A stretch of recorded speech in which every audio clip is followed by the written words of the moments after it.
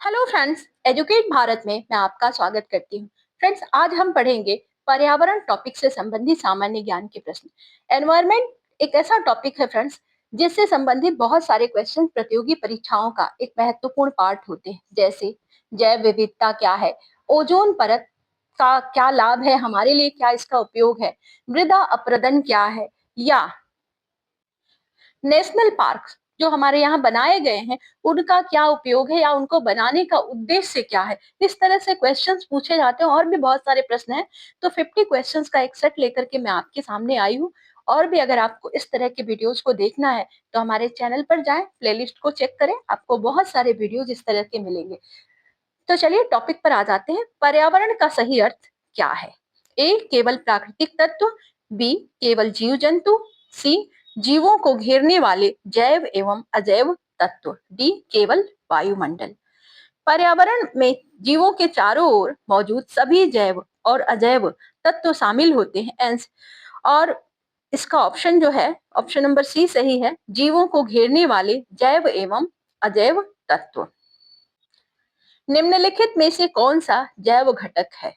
जल, मृदा, पौधे, वायु।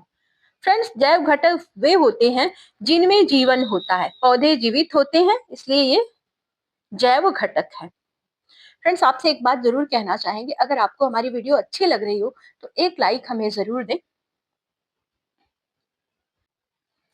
वनों की कटाई का मुख्य दुष्परिणाम क्या है? वनों की कटाई से जीवों का प्राकृतिक आवास नष्ट हो जाता है, इससे जैव विविधता में कमी आती है। तो ऑप्शन नंबर बी सही है, जैव विविधता में कमी। जैव विविधता का अर्थ क्या है? जैव विविधता में पौधे, जानवर और सूक्ष्म जीव सभी शामिल होते हैं। यह पारिस्थितिकी संतुलन के लिए बहुत आवश्यक है। ऑप्शन नंबर सी सही है, जीवों की विभिन्न प्रजातियों की विविधता। ओजोन परत का मुख्य कार्य क्या है? ओजोन परत सूर्य की हानिकारक पराबैंगनी किरणों को रोकती है। यह मानव स्वास्थ्य की रक्षा करती है। अल्ट्रावायलेट किरणों से रक्षा करना, ऑप्शन नंबर सी सही है।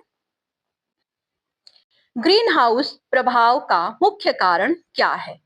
Carbon dioxide green house gas है और यह पृथ्वी की ऊष्मा को बाहर जाने से रोकती है। ऑप्शन नंबर सी सही है, कार्बन डाइऑक्साइड।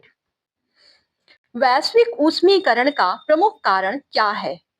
ग्रीन हाउस गैसों की अधिकता से पृथ्वी का तापमान बढ़ रहा है, इसमें वैश्विक ऊष्मीकरण कहते हैं। और इसका कारण जो है, ग्रीन हाउस गैसों में वृद्धि। ऑप्शन नंबर बी सही है। निम्नलिखित में से कौन सी अक्षय ऊर्जा है? सौर ऊर्जा कभी भी समाप्त नहीं होती है, इसीलिए इसको अक्षय ऊर्जा कहा जाता है। ऑप्शन नंबर सी सही है, सौर ऊर्जा। मृदा अपरदन का मुख्य कारण क्या है? वनों की कटाई से मिट्टी खुली रह जाती है, इससे हवा और पानी द्वारा मृदा अपरदन बढ़ता है। ऑप्शन नंबर बी सही है, वनों की कटाई। राष्ट्रीय उद्यान नेशनल पार्क का मुख्य उद्देश्य क्या है? राष्ट्रीय उद्यानों का उद्देश्य जो है प्राकृतिक वनस्पति और जीवों की रक्षा करना है। यहाँ पर मानवीय गतिविधियां सीमित होती हैं। नेशनल पार्क्स में जो मानवीय गतिविधियां होती हैं वो सीमित होती हैं, यही कारण है वन्य जीवों के संरक्षण के लिए इसको बनाया गया है। वन्य जीव संरक्षण अधिनियम किस वर्ष लागू हुआ? भारत में वन्य जीव संरक्षण अधिनियम 1972 में लागू हुआ। इसका उद्देश्य है वन्य जीवों की रक्षा करना। ऑप्शन नंबर बी सही है, 1972। अगला प्रश्न है, निम्नलिखित में से कौन सा प्रदूषण का प्रकार नहीं है? ए वायु प्रदूषण, बी जल प्रदूषण, सी मृदा प्रदूषण, डी जैव प्रदूषण। प्रमुख प्रदूषण वायु, जल और मृदा से संबंधित होते हैं। जैव प्रदूषण कोई मानक श्रेणी नहीं है। Option number D. जल प्रदूषण का मुख्य कारण क्या है? कारखानों से निकलने वाला रासायनिक अपशिष्ट नदियों को प्रदूषित करता है। यह जलीय जीवन के लिए हानिकारक है। ऑप्शन नंबर बी सही है, औद्योगिक अपशिष्ट। ध्वनि प्रदूषण का मापन किस इकाई में किया जाता है? ध्वनि की तीव्रता को डेसिबल या डीबी में मापा जाता है, डीबी। अधिक ध्वनि स्वास्थ्य के लिए हानिकारक होती है, डेसिबल। ऑप्शन नंबर बी सही है, डेसिबल। प्लास्टिक प्रदूषण खतरनाक क्यों है? प्लास्टिक जैव अपघटनीय नहीं होता है, यह लंबे समय तक पर्यावरण को नुकसान पहुंचाता है। ऑप्शन नंबर सी सही है, यह अपघटनीय नहीं है। निम्नलिखित में से कौन सा जैव अपघटनीय पदार्थ है? ए प्लास्टिक, बी कांच, सी पॉलीथीन, डी सब्जियों का कचरा। सब्जियों का कचरा जो है सूक्ष्म जीवों द्वारा सड़ जाता है, इसे अपघटित किया जा सकता है या डिकम्पोज किया जा सकता है। यही कारण है कि ये जैव अपघटनीय कहा जाता है। पर्यावरण दिवस कब मनाया जाता है? विश्व पर्यावरण दिवस 5 जून को मनाया जाता है। इसका उद्देश्य है पर्यावरण के प्रति जागरूकता को बढ़ाना। ओजोन परत क्षरण का मुख्य कारण क्या है? Chlorofluorocarbon CFC। ओजोन परत को ये नुकसान पहुंचाते हैं, इसी कारण इन पर प्रतिबंध लगाया गया है। ऑप्शन नंबर सी सही है, क्लोरोफ्लोरोकार्बन। पर्यावरण संरक्षण का सबसे प्रभावी उपाय कौन सा है? ए अधिक उद्योग, बी अधिक शहरीकरण, सी वृक्षारोपण, डी खनन। वृक्षारोपण से वायु शुद्ध होती है और जैव विविधता बढ़ती है। यह पर्यावरण संतुलन को बनाए रखने में सहायक है। ऑप्शन नंबर सी सही है, वृक्षारोपण। वनों को पृथ्वी का फेफड़ा क्यों कहा जाता है? वे भोजन देते हैं, बी वे वर्षा कराते हैं, वे ऑक्सीजन प्रदान करते हैं, वे लकड़ी देते हैं। वन कार्बन डाइऑक्साइड को अवशोषित करते हैं और ऑक्सीजन छोड़ते हैं, इसीलिए उनको पृथ्वी का फेफड़ा कहा जाता है। फ्रेंड्स, ये जितने क्वेश्चंस को आप देख रहे हैं, ये सीटेट के एग्जाम्स में बार बार पूछे गए हैं। उन्हीं क्वेश्चंस का चयन मैंने किया है। जल संरक्षण का सबसे प्रभावी उपाय कौन सा है? वर्षा जल संचयन से भूमि का जल स्तर बढ़ता है, वाटर लेवल बढ़ जाता है। यह जल संकट से निपटने का सबसे स्थायी उपाय है। जल चक्र का कौन सा चरण वाष्पीकरण कहलाता है? जब सूर्य की गर्मी से जल भाप बनता है तो उसे वाष्पीकरण कहते हैं। यह जल चक्र की पहली अवस्था है, जल का भाप में बदलना। निम्नलिखित में से कौन सा राष्ट्रीय उद्यान है? यहाँ पर सुंदरवन जो है ये भारत का प्रसिद्ध राष्ट्रीय उद्यान है और यह यहाँ पर बहुत सारे मैंग्रोव वन और बंगाल टाइगर के लिए बहुत ज्यादा फेमस है। वन्य जीव अभ्यारण्य का मुख्य उद्देश्य क्या है? तो इसका उद्देश्य होता है अभ्यारण्य वन्य जीवों को सुरक्षित वातावरण प्रदान करते हैं और यहाँ पर मानव गतिविधियां ह्यूमन एक्टिविटीज कम होती हैं, वन्य जीवों की रक्षा। निम्नलिखित में से कौन सा प्रदूषण मानव स्वास्थ्य पर सीधा प्रभाव डालता है? वायु प्रदूषण से श्वसन के रोग उत्पन्न हो जाते हैं और यह मानव स्वास्थ्य के लिए सबसे ज्यादा खतरनाक माना जाता है। चिपको आंदोलन किससे संबंधित है? चिपको आंदोलन का उद्देश्य जो था ये वनों की कटाई को रोकना था, वनों को संरक्षण देना था। ऑप्शन नंबर बी सही है, यह उत्तराखंड से शुरू हुआ था। लोग पेड़ों को बचाने के लिए वहां पर जो रहने वाले लोग थे वो पेड़ों से चिपक करके खड़े हो गए थे जब सरकारी तंत्र उनको काटने के लिए पहुंचा था। यही आंदोलन चिपको आंदोलन के नाम से जाना जाता है। भारत में पहला जैव मंडल आरक्षित क्षेत्र कौन सा था? तो नीलगिरी जो है ये भारत का पहला बायोस्फीयर रिजर्व है और यह 3 राज्यों में फैला हुआ है।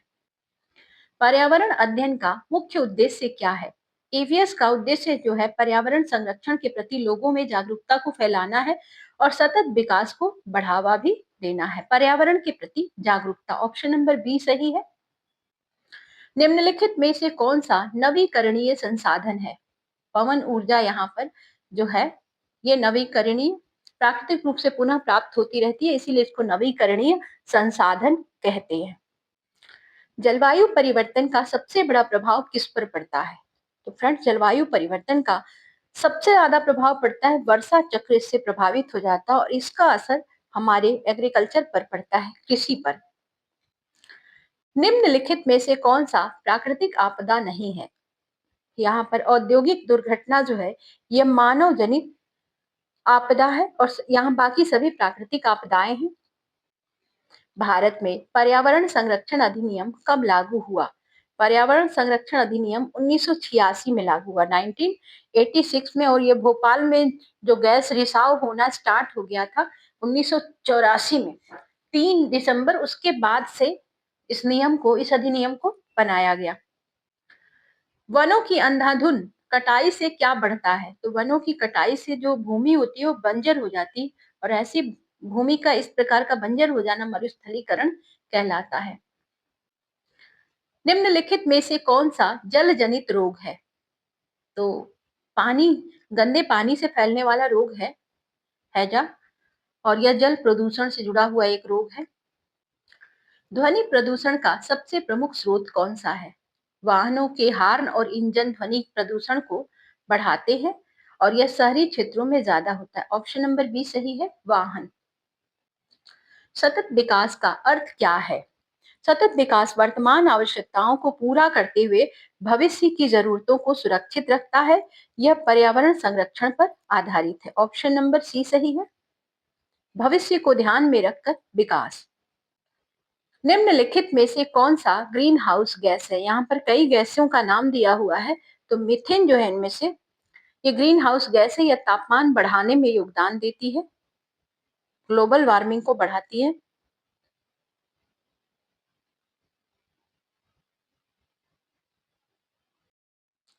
जल प्रदूषण से सबसे अधिक प्रभावित कौन सा जीव होता है?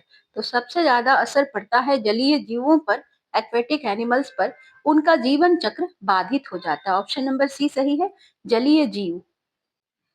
वन महोत्सव कब मनाया जाता है? वन महोत्सव जुलाई के महीने में मनाया जाता है, और इसका उद्देश्य होता है वृक्षारोपण को बढ़ावा देना। निम्नलिखित में से कौन सा जैव मंडल आरक्षित क्षेत्र नहीं है? तो कांजीरंगा जो है ये एक राष्ट्रीय उद्यान है, यह जैव मंडल आरक्षित क्षेत्र नहीं है। पर्यावरण प्रदूषण का मुख्य कारण क्या है? उद्योग, वाहन और शहरीकरण पर्यावरण प्रदूषण को बढ़ाते हैं। यह सभी मानवीय गतिविधियां हैं। ऑप्शन नंबर बी सही है, मानवीय गतिविधियां पर्यावरण प्रदूषण का महत्वपूर्ण मुख्य कारण है। निम्नलिखित में कौन सा मृदा संरक्षण का उपाय है? तो यहाँ पर वृक्षारोपण करने से जो मिट्टी होती है, पेड़ों की जड़ें मिट्टी को बांध के रखती हैं, जिससे मिट्टी का कटाव या मृदा अपरदन कम होता है। तो वृक्षारोपण मृदा संरक्षण का एक उपाय है। ग्रीन इंडिया मिशन का उद्देश्य क्या है? ग्रीन इंडिया मिशन जो है ये हरित आवरण, इसका उद्देश्य हरित आवरण को बढ़ाना। यह जलवायु परिवर्तन से निपटने में सहायक है। ऑप्शन नंबर बी सही है, वन क्षेत्र बढ़ाना। निम्नलिखित में से कौन सा अपशिष्ट प्रबंधन का तरीका है? अपशिष्ट प्रबंधन या कूड़ा करकट जो भी है, उसको किस प्रकार हम अपघटन किस प्रकार किया जाए? तो लैंडफिल जो है ये भी अपशिष्ट निपटान की एक विधि है। ये ठोस कचरे के लिए प्रबंधन में उपयोग किया जाता है इसका। पर्यावरणीय संतुलन बनाए रखने में कौन सा सबसे आवश्यक है? उद्योग, बी है मानव, सी जैव विविधता, डी तकनीक। तो जैव विविधता से पारिस्थितिकी तंत्र संतुलित रहता है, यह जीवन के अस्तित्व के लिए आवश्यक है। ऑप्शन नंबर सी सही है। अगला प्रश्न है, निम्नलिखित में से कौन सा जल संरक्षण का नारा है? जल ही जीवन है, जल संरक्षण को प्रेरित करता है, यह लोगों में जागरूकता को फैलाता है। ऑप्शन नंबर ए सही है, जल ही जीवन है। भारत में सबसे बड़ा मैंग्रोव वन क्षेत्र कहाँ पर है? तो सुंदरवन विश्व का सबसे बड़ा मैंग्रोव वन क्षेत्र है, और यह पश्चिम बंगाल में स्थित है। ऑप्शन नंबर सी सही है। निम्नलिखित में से कौन सा ठोस अपशिष्ट है? प्लास्टिक बोतल जो है वो ठोस अपशिष्ट का उदाहरण है। इसमें से यह पर्यावरण के लिए बहुत ज्यादा घातक है। ऑप्शन नंबर सी सही है। पर्यावरण शिक्षा का उद्देश्य क्या है? केवल जानकारी देना, बी है व्यवहार परिवर्तन, सी परीक्षा पास कराना, डी रोजगार देना। तो पर्यावरण शिक्षा का जो लक्ष्य है वो व्यवहार में सकारात्मक परिवर्तन लाना है, ताकि पर्यावरण का संरक्षण हो सके। ऑप्शन नंबर बी सही है। निम्नलिखित में से कौन सा पर्यावरण संरक्षण में सहायक है? तो यहाँ पर पुनर्चक्रण या रिसाइकलिंग जो है, इससे कचरा कम होता है, चीजों को फिर से उसी चीज से नई चीज को बना लिया जाता है। यह संसाधनों के संरक्षण में भी सहायक है। फ्रेंड्स, ये हमारे 50 क्वेश्चंस कंप्लीट होते हैं। अब हम करेंगे एक छोटा सा प्रैक्टिस, 4-5 क्वेश्चंस का है। जिससे ये पता चल सके कि मेरे बच्चों ने कितना सीखा है, जितना मैंने सिखाया है, उसमें से कितना आपने याद रखा है। कमेंट बॉक्स में आप इसका आंसर देना शुरू कर दें। तो हम शुरू करते हैं प्रैक्टिस करना और देख लेते हैं कितना रिवीजन एक बार कर लेते हैं। तो फ्रेंड्स रिवीजन अब प्रारंभ होता है। भारत में पहला जैव मंडल आरक्षित क्षेत्र कौन सा था? ए सुंदरवन, बी नीलगिरी, सी कांजीरंगा, डी मानस। तो पहला जैव मंडल आरक्षित क्षेत्र कौन सा था? आंसर आप दें कमेंट बॉक्स में।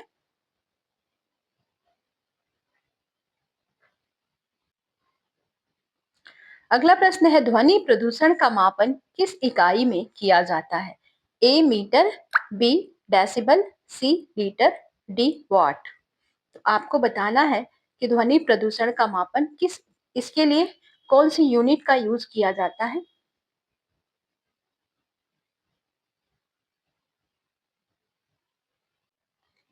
अगला प्रश्न है वन्य जीव संरक्षण अधिनियम किस वर्ष लागू हुआ था? ए 1965, बी 1972, सी 1985, डी 1992। कमेंट बॉक्स में आप आंसर देते रहें, जल्दी जल्दी आंसर दें। निम्नलिखित में से कौन सी अक्षय ऊर्जा है? ए कोयला, बी पेट्रोलियम, सी सौर ऊर्जा, डी प्राकृतिक गैस।